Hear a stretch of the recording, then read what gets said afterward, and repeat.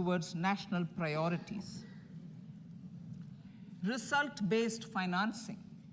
To better allocate scarce resources for competing development needs, the financing of select schemes will be changed on a pilot basis from input-based to result-based. E-courts. For efficient administration of justice, Phase 3 of e-courts projects Phase 3 of the e-courts project will be launched with an outlay of 7,000 crores.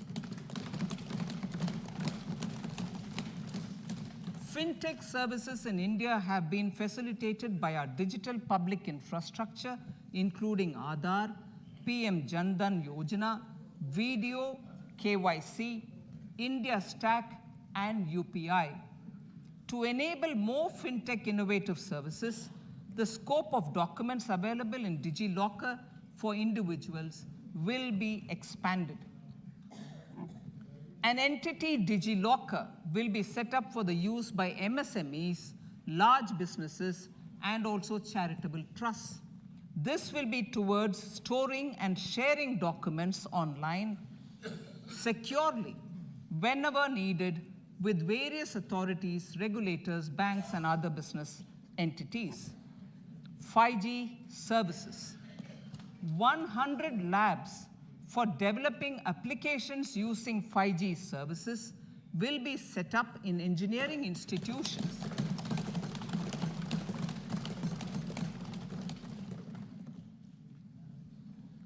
To realize a new range of opportunities, business models, and employment potential, the labs will cover, among others, applications such as smart classrooms, precision farming, intelligent transport systems, and healthcare applications. Lab-grown diamonds. Lab-grown diamonds is a technology and innovation-driven emerging sector with high employment potential. These environment-friendly diamonds, which have optically and chemically the same properties as natural diamonds. To encourage indigenous production of LGD, lab-grown diamond seeds and machines, and to reduce import dependency, a research and development grant will be provided to one of the IITs for 5 years. To reduce the cost of production, a proposal to review the custom duty on LGD seeds will be indicated in Part B of the speech. I come to the fifth priority, Honorable Speaker, sir, green growth. Honorable Prime Minister has given a vision for life or lifestyle for environment to spur a movement of environmentally conscious lifestyle. India is moving forward firmly for the Panchamrit, the net zero carbon emission by 2070 to usher in green industrial and economic transition.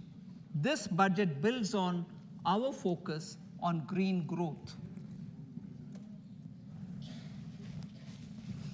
The recently launched National Green Hydrogen Mission, with an outlay of 19,700 crores, will facilitate transition of the economy to low carbon intensity, reduce dependence on fossil fuel imports, and make the country assume technology and market leadership in this sunrise sector.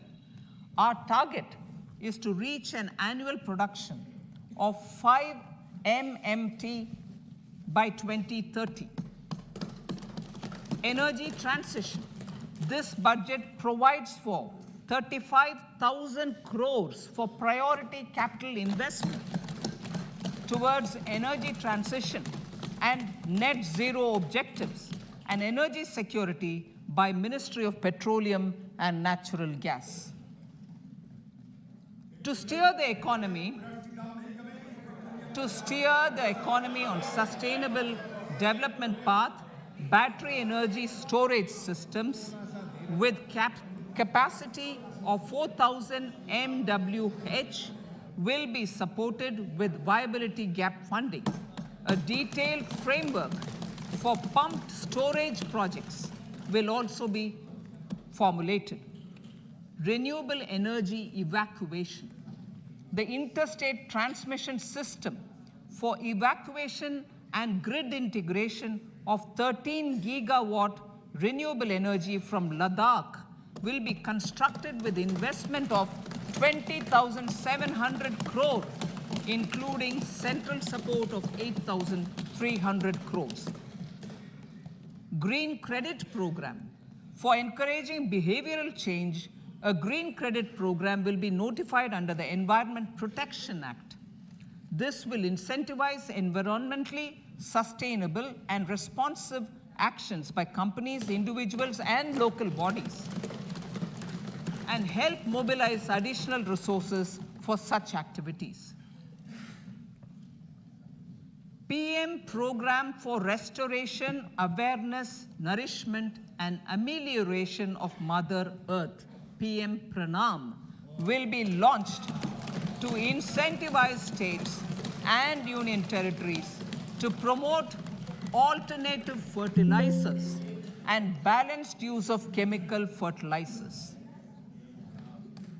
Go Bardhan Scheme. 500 new waste to wealth plants under Go Bardhan, galvanizing organic bio-agro resources done. Go Bardhan scheme will be established for promoting circular economy.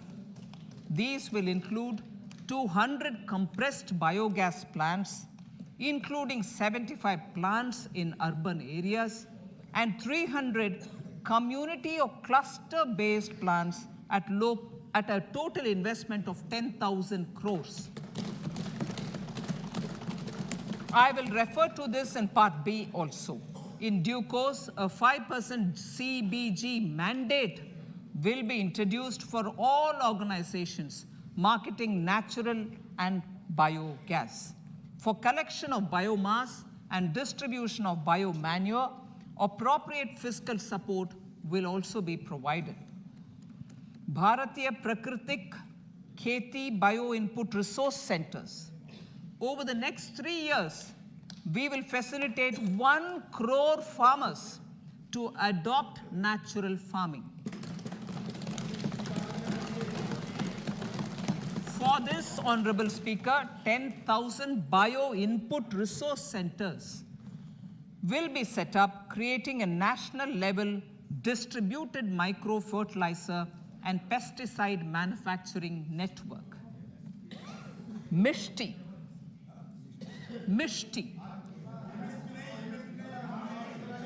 Building on India's success in afforestation, mangrove initiative for shoreline habitats and tangible incomes, Mishti, will be taken up for mangrove plantation along the coastline and on salt pan lands wherever feasible through convergence between Manrega, Campa, Fund, and other sources. Amrit Dharohar. Wetlands are vital ecosystems which sustain biological diversity. In his latest Man Ki Baat, the Prime Minister said, now, I quote, now the total number of Ramsar sites in our country has increased to 75, whereas before 2014, there were only 26, unquote. Local communities have always been at the forefront of conservation efforts. The government will promote their unique conservation values through Amrit Dharohar, a scheme that will be implemented over the next 3 years to encourage optimal use of wetlands and enhance biodiversity, carbon stock, ecotourism opportunities, and income generation for local communities. Coastal shipping. Coastal shipping will be promoted as the energy efficient and lower cost mode of transport, both for passengers and freight, through PPP mode with viability gap funding. vehicle replacement. Vehicle replacement is an important continuing policy, replacing the old political, I know, replacing, absolutely, thank you. Replacing old polluting vehicles. Maybe applicable, right? Replacing old polluting vehicles is an important part of greening our economy. In furtherance of the vehicle scrapping policy mentioned in Budget 21-22, I have allocated adequate funds to scrap old vehicles of the central government. States will also be supported in replacing old vehicles and old state ambulances. Honorable Speaker, sir, I move to priority 6, youth power. To empower our youth and help the Amrit PD realize their dreams, we have formulated the National Education Policy, which is very wide in its scope, but one of the things is also to focus on skilling, adopted economic policies that facilitate job creation at scale and have supported business opportunities. Pradhan Mantri Kaushal Vikas Yojana.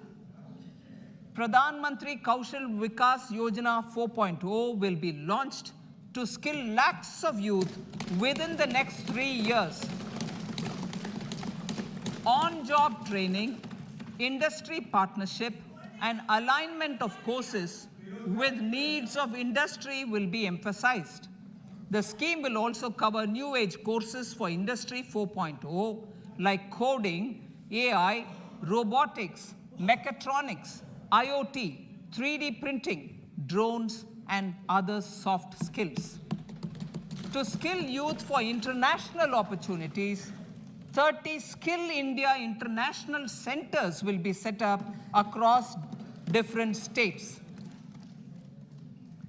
The digital ecosystem for skilling will be further expanded with the launch of a unified platform for enabling demand-based formal skilling, linking with employers including MSMEs, and facilitating access to entrepreneurship schemes. To provide stipend support to 47 lakh youths in 3 years, direct benefit transfer under a pan-India national apprenticeship promotion scheme will be rolled out. Tourism. Honorable Speaker, sir, with an integrated and innovative approach, at least 50 destinations will be selected through challenge mode. In addition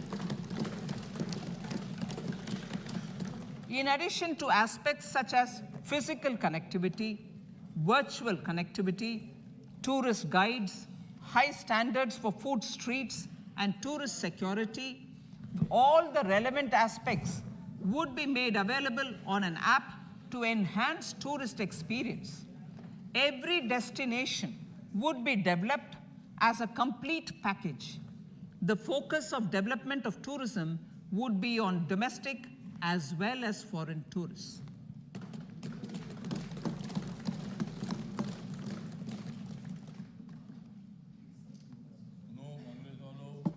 Sector-specific skilling and entrepreneurship development will be dovetailed to achieve the objectives of Dekho Apna Desh initiative. This was launched as an appeal by the Honorable Prime Minister to the middle class to prefer domestic tourism over international tourism. The integrated development of theme-based tourist circuits, the Swadesh Darshan scheme, was also launched. Under the Vibrant Villages program, tourism infrastructure and amenities will be facilitated in border villages. Unity Mall. States will be encouraged to set up a Unity Mall in their state capital or most prominent tourism center or the financial capital for promotion and sale of their one district, one product and GI products and other handicraft products, and for providing space for such products of all other states as well. Sir, priority number 7, financial sector. Our reforms in the financial sector and innovative use of technology have led to financial inclusion at scale, better and faster service delivery, ease of access to credit, and participation in financial markets. This budget proposes to further these measures. Credit guarantee for MSMEs. Last year, I proposed revamping of the credit guarantee scheme for the MSMEs. I am happy to announce that the revamped scheme will take effect from 1st April 2023 through infusion of 9,000 crores in the corpus. This will enable additional collateral-free guaranteed credit of 2 lakh crores of rupees. Further, the cost of credit will be reduced by about 1%. A national financial information registry will be set up to serve as the central repository of financial and ancillary information. This will facilitate efficient flow of credit, promote financial inclusion, and foster financial stability. A new legislative framework will govern this credit public infrastructure and will be designed in consultation with the RBI. To meet the needs of Amritkal and to facilitate optimum regulation in the financial sector, public consultation, as necessary and feasible, will be brought to the process of regulation making and issuing subsidiary directions. To simplify, to ease, and to reduce cost of compliance, financial sector regulators will be requested to carry out a comprehensive review of existing regulations. For this, they will consider suggestions from public and regulated entities. Time limits to decide the application under various regulations will also be laid down. Honorable Speaker, sir, to enhance business activities in GIFT IFSC, the following measures will be taken. Delegating powers under the SEZ Act to the IFSCA to avoid dual regulation. Setting up a single window IT system for registration and approval of IFSCA, SEZ authorities, GSTN, RBI, SEBI, and IRDAI. Permitting acquisition financing by IFSC banking units of foreign banks. Establishing a subsidiary of Exim Bank for trade refinancing. Amending IFSCA Act for statutory provisions for arbitration, ancillary services, and avoiding dual regulation under the SEZ Act, and recognizing offshore derivative instruments as valid contracts. Honorable Speaker, sir, data embassy. For countries looking for digital continuity solutions, we will facilitate setting up of their data embassies in GIFT IFSC.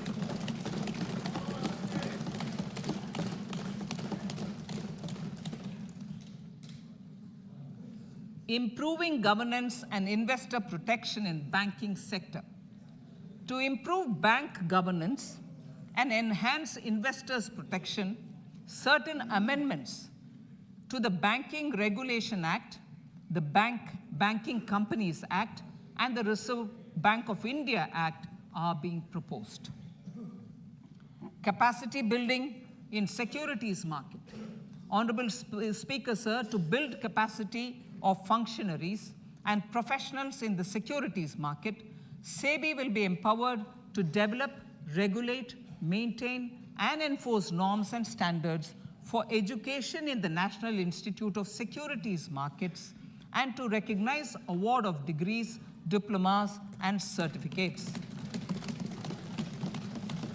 A central processing center will be set up for faster response to companies through centralized handling of various forms filed with field officers under the Companies Act. Reclaiming of shares and dividends. For investors to reclaim unclaimed shares and unpaid dividends from the Investor Education and Protection Fund Authority with ease, from the Investor Education and Protection Fund Authority with ease, an integrated IT portal will be established. Digital payments continue to find wide acceptance. In 2022, they show an increase of 76% in transaction and 91% in value. Fiscal support for this digital public infrastructure will continue in 2023-2024. Azadi Ka Amrit Mahotsav, Mahila Samman Bachat Patra. For commemorating Azadi Ka Amrit Mahotsav, a one-time new small savings scheme, Mahila Samman Savings Patra or Savings Certificate, Mahila Samman Savings Certificate will be made available for a 2-year period up to March 2025. This will offer deposit facility up to 2 lakh in the name of a woman or girls for a tenure of 2 years at fixed interest rate of 7.5% with partial withdrawal option. Senior citizens. The maximum deposit limit for senior citizens savings scheme will be enhanced from 15 lakh to 30 lakhs of rupees. The maximum deposit limit for monthly income account scheme will be enhanced from 4.5 lakh to 9 lakh for single account and from 9 lakh to 15 lakh for joint account. Honorable Speaker, sir, fiscal management. 50 years interest-free loan to states. The entire 50-year loan to states has to be spent on capital expenditure within 2023-24. Most of this will be at the discretion of the states, but a part will be conditional on states increasing their actual capital expenditure. Parts of the outlay will also be linked to or allocated for the following purposes: scrapping old government vehicles, urban planning reforms and actions, financing reforms in urban local bodies to make them creditworthy for municipal bonds, housing for police personnel above or as part of the police station, constructing unity malls, children and adolescent libraries and digital infrastructure, and state share of capital expenditure of central schemes.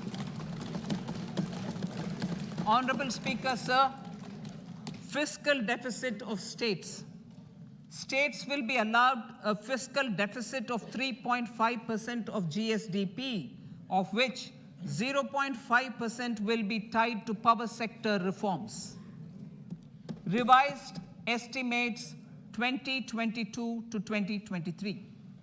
The revised estimate, Honorable Speaker, sir, of the total receipts other than borrowing is 24.3 lakh crores, of which the net tax receipts are 20.9 lakh crores. The revised estimate of the total expenditure is 41.9 lakh crores of rupees, of which the capital expenditure is about 7.3 lakh crores. The revised estimate of the fiscal deficit is 6.4% of GDP, adhering to the budget estimate.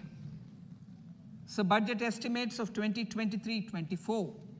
Coming to 2023-24, the total receipts other than borrowings and the total expenditure are estimated at 27.2 lakh crores and 45 lakh crores respectively.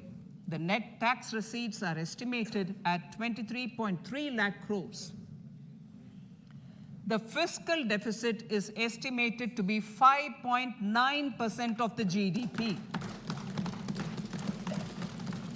In my budget speech for 21-22, I had announced that we plan to continue the path of fiscal consolidation, reaching a fiscal deficit of below 4.5% by 2025-26, with a fairly steady decline over the period. We have adhered to this path, and I reiterate my intention to bring the fiscal deficit below 4.5% of GDP by 2025-26. To finance the fiscal deficit in 2023-24, the net market borrowings from dated securities are estimated at 11.8 lakh crores. The balance financing is expected to come from small savings and other sources. The gross market borrowings are estimated at 15.43 lakh crores of rupees. Honorable Speaker, sir, I now move to Part B.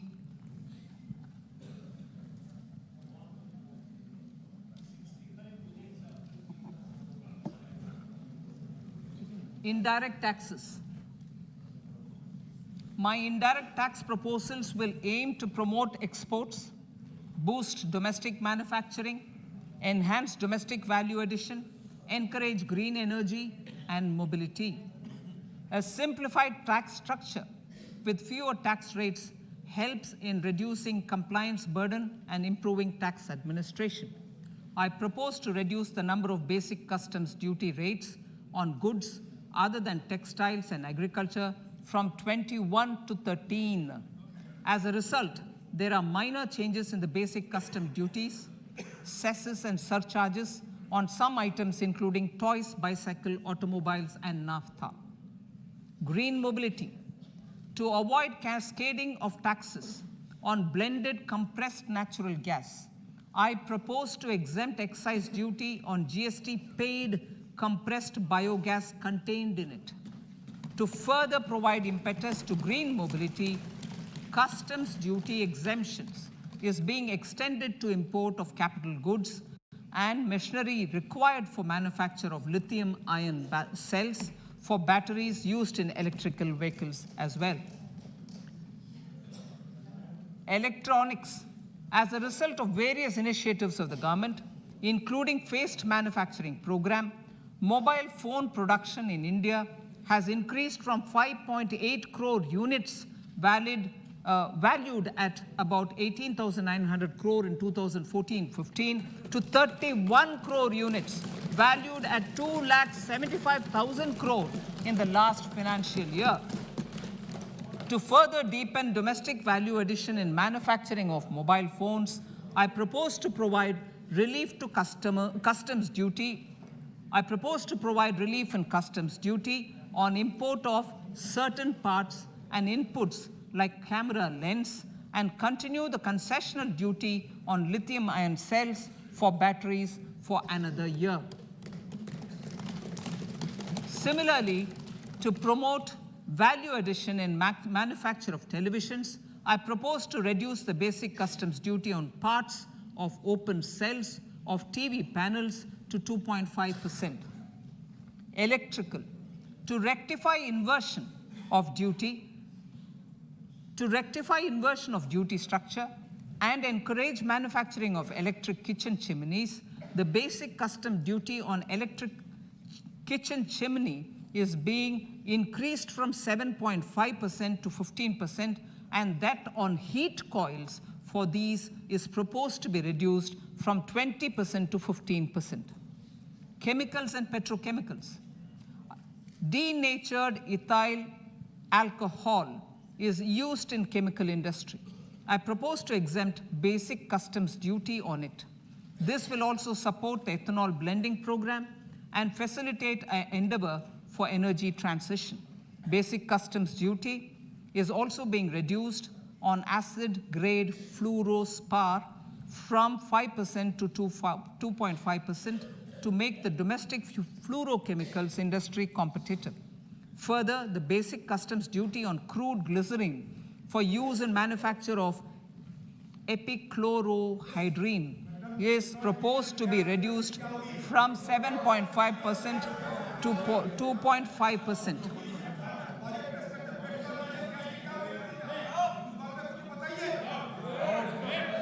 Marine products.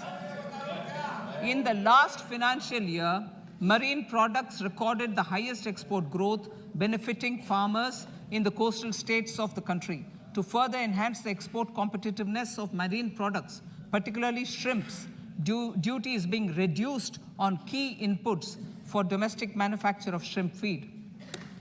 India is a global leader, as I said in Part A, in cutting and polishing of natural diamonds, contributing about 3/4 of the global turnover by value. With the depletion of deposits of natural diamonds, the industry is moving towards lab-grown diamonds, and it holds huge promise. To seize this opportunity, I propose to reduce the basic customs duty on seeds used in their manufacture. Customs duties on dore or dore and bars of gold and platinum were increased earlier this fiscal. I propose to increase the duties on articles made therefrom to enhance the duty differential. I also propose to increase the import duty on silver doors, bars, and articles to align them with that on gold and platinum.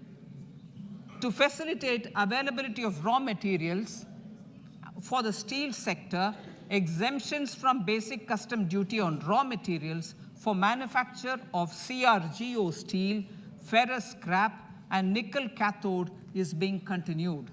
Similarly, the concessional BCD of 2.5% on copper scrap is also being continued to ensure the availability of raw materials for secondary copper producers who are mainly in the MSME sectors. Compounded rubber. The basic custom duty rate on compounded rubber is being increased from 10% to 25% or 30 kg, whichever is lower, at par with that of natural rubber other than latex, to curb circumvention of duty. Cigarettes. National calamity contingent duty on specified cigarettes was last revised 3 years ago. This is proposed to be revised upwards by about 16%. Direct taxes. I now come to my direct tax proposals. Honorable Speaker, these proposals aim to maintain continuity and stability of taxation, further simplify and rationalize various provisions to reduce the compliance burden, promote the entrepreneurial spirit, and provide tax relief to citizens. It has been constant endeavor of the Income Tax Department to improve taxpayer services by making compliance easy and smooth. Our taxpayers portal received a maximum of 72 lakh returns in a day, processed more than 6.5 crore returns this year.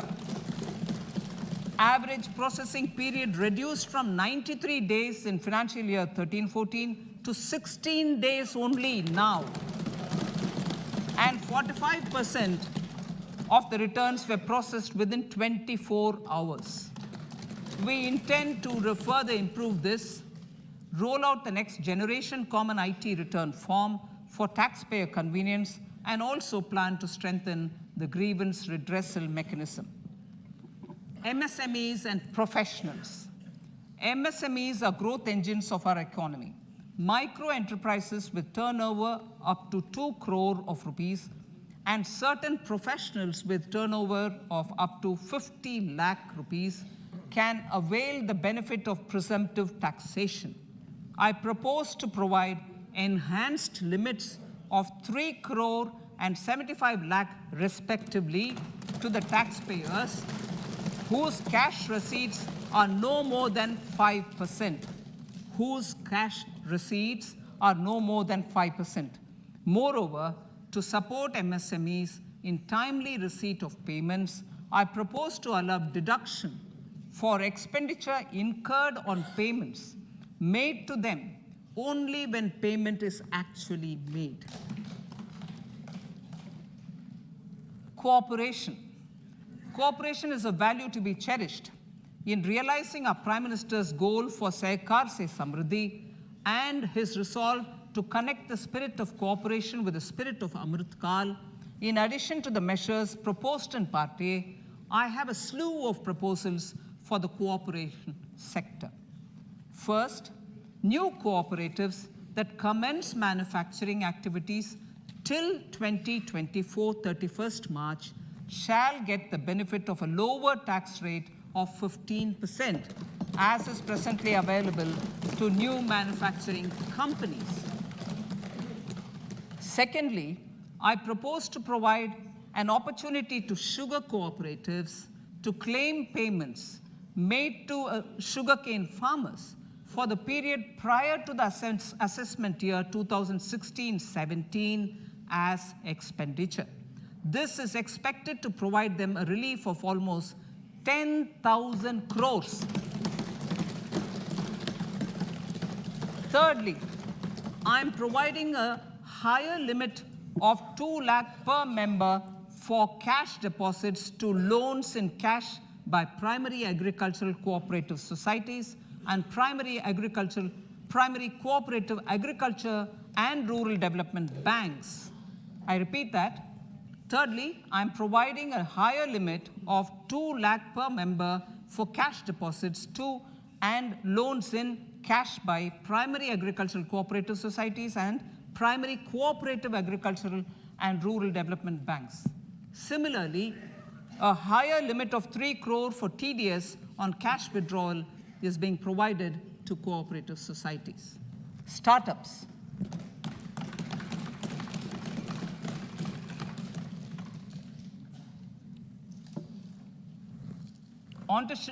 Entrepreneurship is vital for a country's economic development.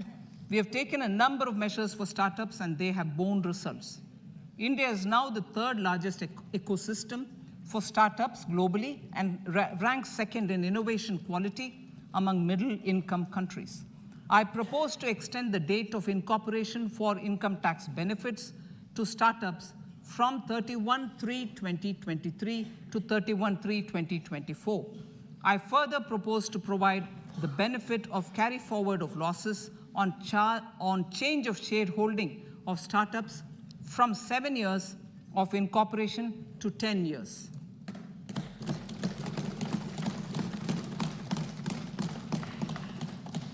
To reduce the pendency of appeals at commissioner level, I propose to deploy about 100 joint commissioners for disposal of small appeals. We shall also be more selective in taking up cases for scrutiny of returns already received this year. Better targeting of tax concessions. For better targeting of tax concessions and exemptions, I propose to cap deduction from capital gains on investment in residential house under Section 54 and Section 54F to 10 crores. Another proposal with similar intent is to limit income tax exemption from proceeds of insurance policies with very high value. Rationalization. Honorable Speaker, sir, there are a number of proposals relating to rationalization and simplification. Income of authorities, boards, and commissions set up by statutes of union or state for the purpose of housing, development of cities, towns, and villages, and regulating and developing an activity or matter is proposed to be exempted from income tax. Other major measures in this direction are removing the minimum threshold of 10,000 for TDS and clarifying taxability relating to online gaming, not treating conversion of gold into electronic gold receipts and vice versa as capital gains, reducing the TDS rate from 30% to 20% on taxable portion of EPF withdrawals in non-PAN cases, and taxation on income for market-linked. Other major proposals in the finance bill relate to the following: extension of period of tax benefits to funds relocating to IFSC, GIFT City till 31/3/2025, decriminalization under Section 276A of the Income Tax Act, allowing carry forward of losses on strategic disinvestment, including that of IDBI Bank, and providing EEE status to Agniveer Fund. Personal income tax.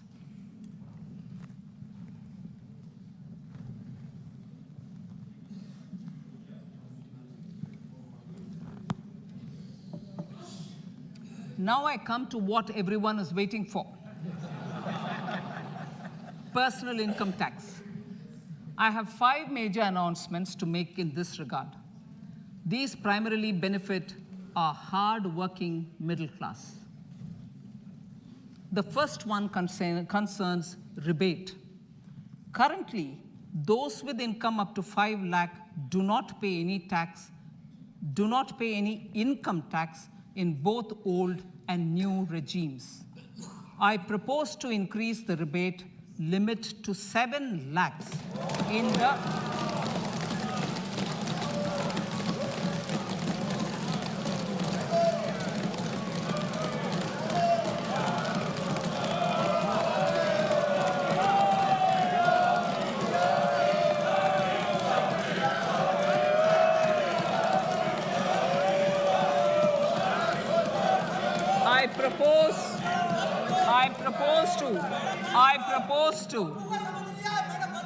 I propose to increase the rebate limit to 7 lakh in the new tax regime. Thus, persons in the new tax regime with income up to 7 lakhs will not have to pay any tax at all. The second proposal relates to middle-class individuals. I had introduced in the year new personal income tax regime with 6 income slabs starting from 2.5 lakh. I propose to change the tax structure in this regime by reducing the number of slabs to 5 and increasing the tax exemption limit to 3 lakhs. The new tax rates are 0 to 3 lakh, nil. 3 to 6 lakhs, 5%. 6 to 9 lakhs, 10%. 9 to 12 lakh, 15%. 12 to 15 lakhs, 20%. And above 15 lakhs, 30%. This will provide major relief to all taxpayers in the new regime. An individual with an annual income of 9 lakhs will be required to pay only 45,000 rupees. This is only 5% of his or her income. It is a reduction of 25% on what he or she is required to pay now.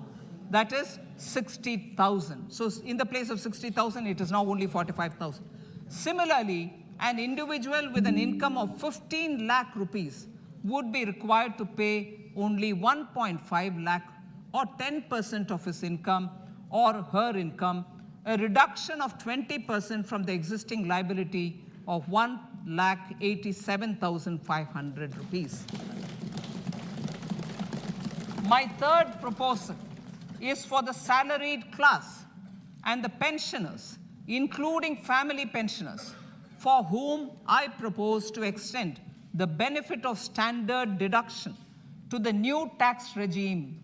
Each salaried person with an income of 15.5 lakh rupees or more will thus stand to benefit by 52,500 rupees. My fourth announcement in personal income tax is regarding the highest tax rate, which in our country is 42.74%. This is among the highest in the world. I propose to reduce the highest surcharge. Rate from 37% to 25% in the new tax regime.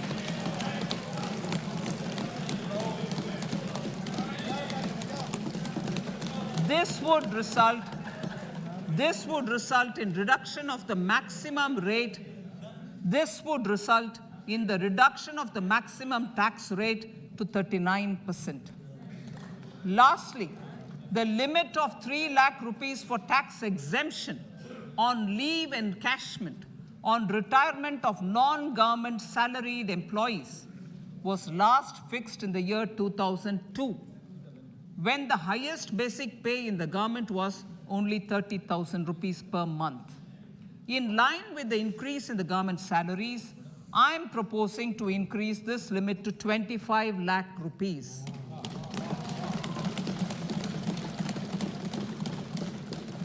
We are also making the new income tax regime as the default tax regime. However, citizens will continue to have the option to avail the benefit of the old tax regime. Apart from these, I'm also making some other changes as given in the annexure. As a result of these proposals, revenue of about 38,000 crore to 37,000 crore in direct taxes and rupees 1,000 crore in indirect taxes will be foregone, while revenue of about 3,000 crore will be additionally mobilized. Thus, the total revenue foregone is about 35,000 crores annually. Honorable Speaker, sir, with these words, I commend the budget to this August House.